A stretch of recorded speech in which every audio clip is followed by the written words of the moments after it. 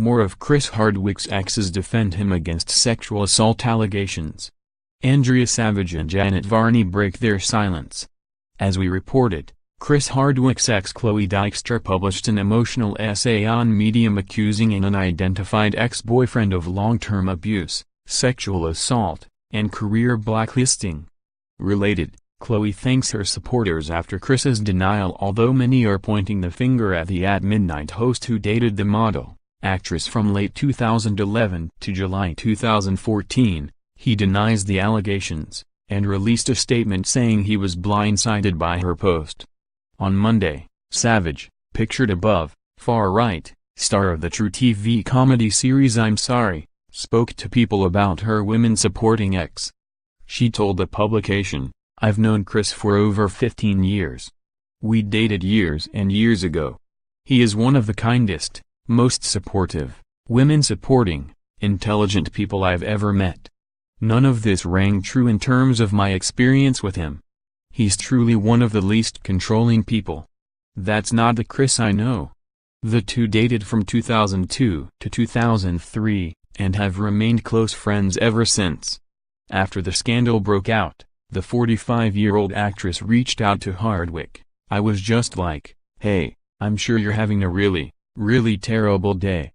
Just wanted to say you have support out there if you need it."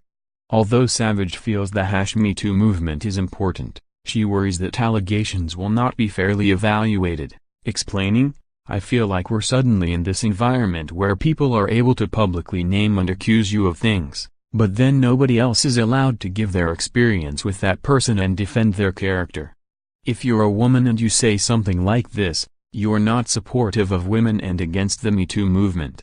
If you're a man, forget it, you can't say anything. I feel like the MeToo movement is so important, and it's such a fragile platform on social media and the internet for women whose voices are not being heard and literally have nowhere else to turn. I feel like as much as we're calling on men to take responsibility, women need to, as well, to protect this channel because it is powerful. When you say something, it has serious repercussions."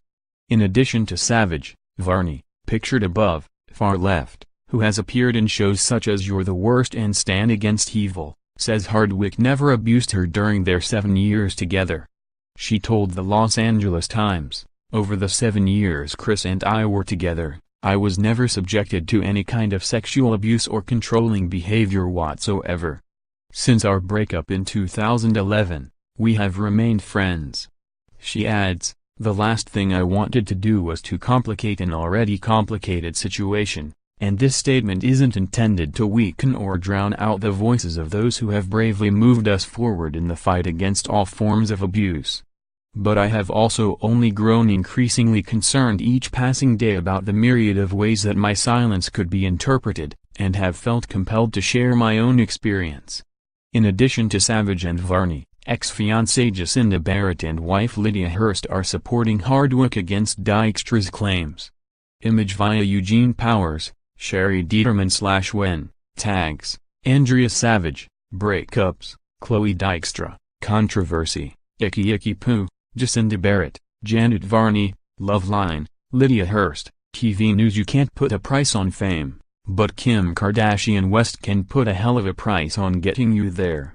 $17.8 million, to be exact. That's what Ukrainian billionaire Marina Akhtin forked over when she purchased Kim and Kanye West's Bel Air mansion back in November, with the clause that the reality star needed to use her media influence to help make the aspiring singer become famous. Yes, really. A source close to the real estate deal told The Blast that Marina and her husband, a WhatsApp co-founder, paid way over the property value for Kim's home because of the Kardashian connection. Now, Kim is contractually obligated to promote Marina's burgeoning singing career on her social media and hang out with her in public at industry events. Related, Kim set up Scream therapy for Kanye. The Coke star seems to have already fulfilled her end of the deal since the sale, which included making an appearance at the single release party for her new friend Marina's song Fantasize. The Wests bought the property for $9 million in 2013. The Akhtins reportedly never fully moved into the home, and are instead trying to flip it and make back their money at an asking price of $18 million. If you want a taste of what Marina's all about, watch her music video, below, for a song called Stand Up, a call to arms for us to stand up to mass surveillance, ironically. Image via Instagram, YouTube.